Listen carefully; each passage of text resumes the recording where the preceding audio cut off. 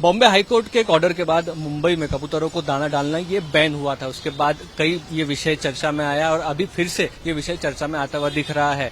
जैन मुनियों की तरफ से कहा जा रहा है कि आने वाले बीएमसी चुनाव में इस पूरे मुद्दे का असर देखने को मिलेगा और उनकी अभी भी ये कोशिश है कि कोर्ट में जाकर के फिर से फीडिंग जो है कबूतरों की वो शुरू होनी चाहिए। लेकिन इसके अगेंस्ट में भूमिका ली है एक संगठना ने, आम्ही गिरगांवकर संगठना। शिल्पा अश्विन नायक इस वक्त हमारे साथ हैं, जो कि उस संस्था की सेक्रेटरी हैं।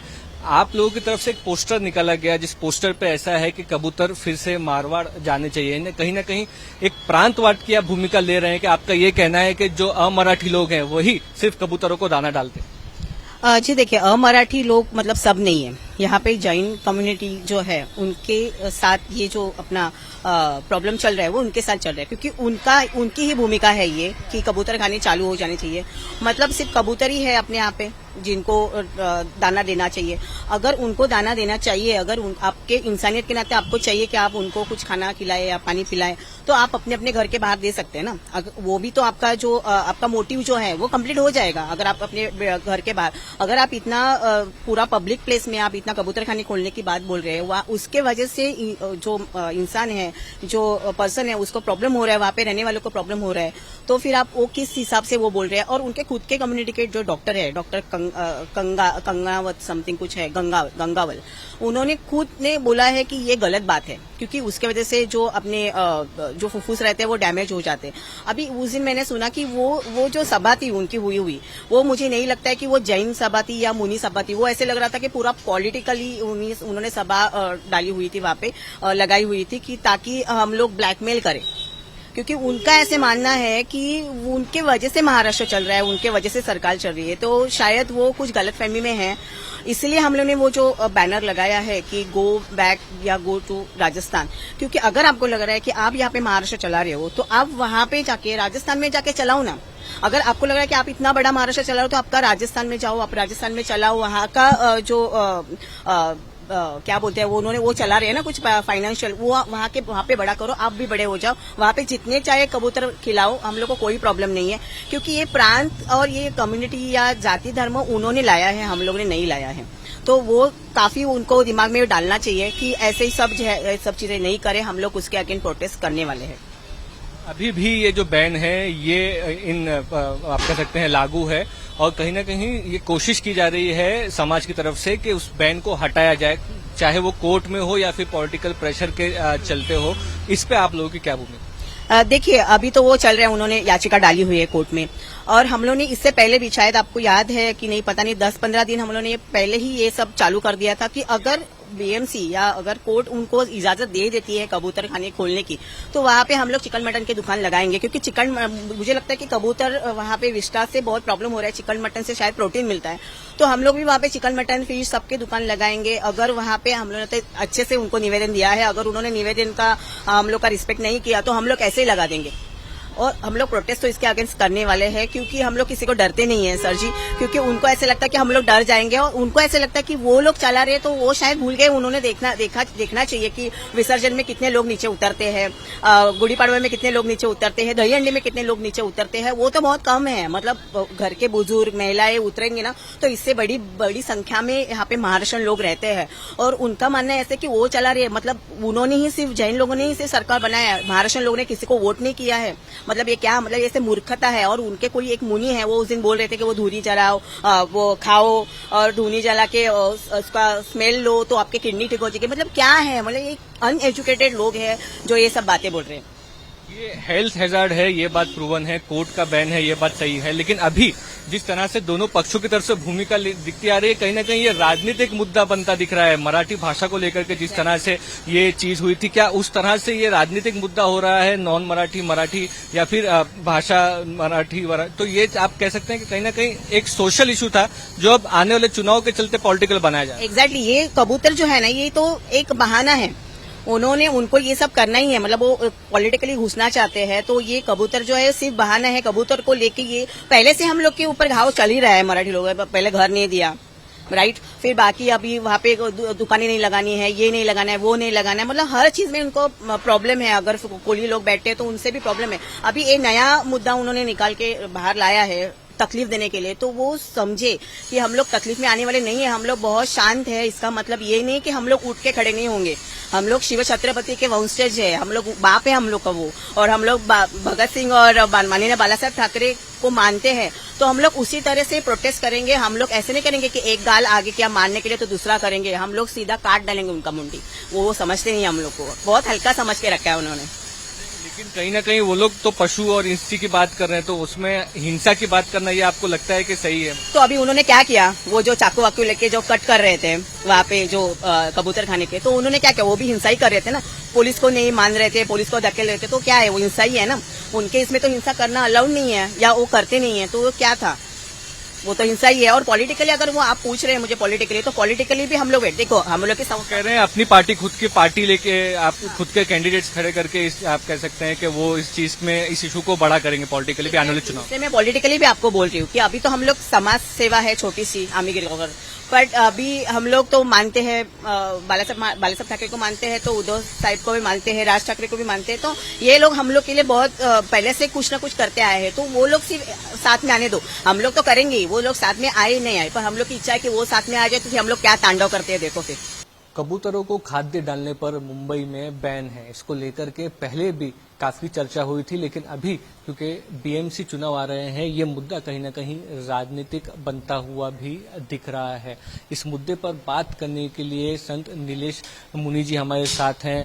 आप इस पूरे मुद्दे पर खुलकर पक्ष जो है वो पहले से ही सामने रखते आ रहे हैं। अभी आम्ही गिरगांवकर एक मुंबई की एक संस्था है जिन्होंने एक पोस्टर लिया है, उस पोस्टर में ये कहा जा रहा है कि जो लोग कबूतरों को दाने डालते हैं या उन लोगों को वापस मारवाड़ राजस्थान जाना चाहिए। तो कहीं ना कहीं एक तरह से मराठी नॉन मराठी का मुद्दा ये फिर से बनता हुआ दिख रहा है। आप क्या कहना चाहें?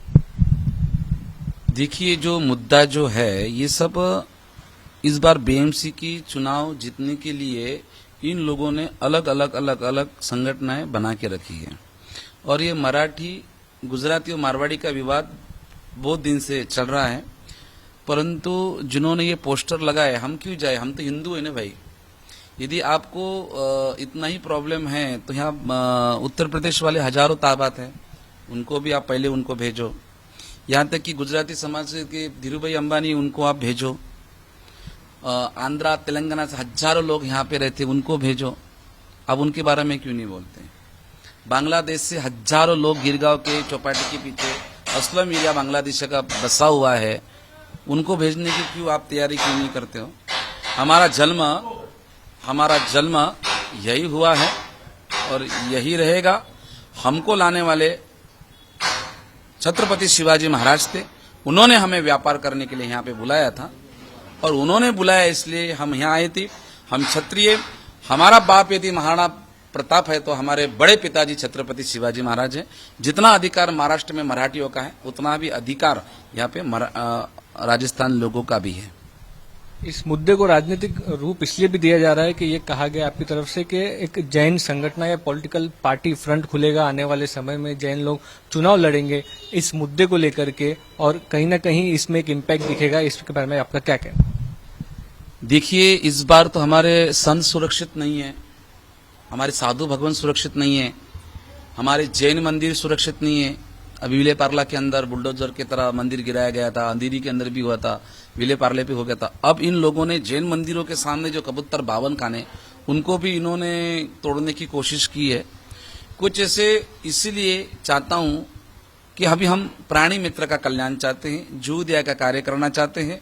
इसीलिए मारवाड़ी और गुजरातियों को एकत्रित करने के लिए मराठी भाइयों से एक प्रेम का संदेश देने के लिए कि हम कोई पराये नहीं, आपके ही हैं। इसीलिए अखिल भारतीय राजस्थानी सेना का हम संगठन की स्थापना में कर रहा हूं। आने वाले समय के अंदर यदि उसके अंदर से चुनाव भी लड़ते हैं, क्योंकि जो शांति दूत कल्याण पार्टी की जो घोषणा हमारे जो कोई जो जैन समाज के लोग हैं उन्होंने की है, मैंने से उसकी घोषणा दी कि मैं जैन मुनि हूं, मुझे कोई इलेक्शन लड़ना नहीं है, हम सिर्फ उपदेश देने का काम है। इसलिए मैं अभी समय आया है कि हमारे अब गिरगांव में देखिए आप मराठी गो मतलब मारवाड़ी को आप मारवाड़ भेजो, कबूतर को भी लेके जाए, ये चल रहा है। इसीलिए हमारे मारवाड़ी गुजराती के ऊपर निस्वार्थ होकर अत्याचार हो रहा है।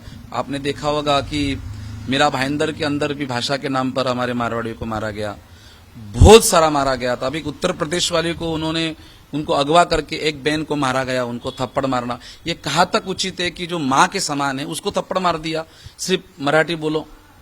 इसीलिए अब हम अखिल भारतीय राजस्थान सेना बनाएंगे और जहां जहां तक देवेंद्र फडणवीस ने कहा कि महाराष्ट्र में मराठी बोलना कंपलसरी है, हम हमारे मारवाड़ी समाज को, गुजराती समाज को मराठी सिखाने के लिए हम क्लास भी रखेंगे।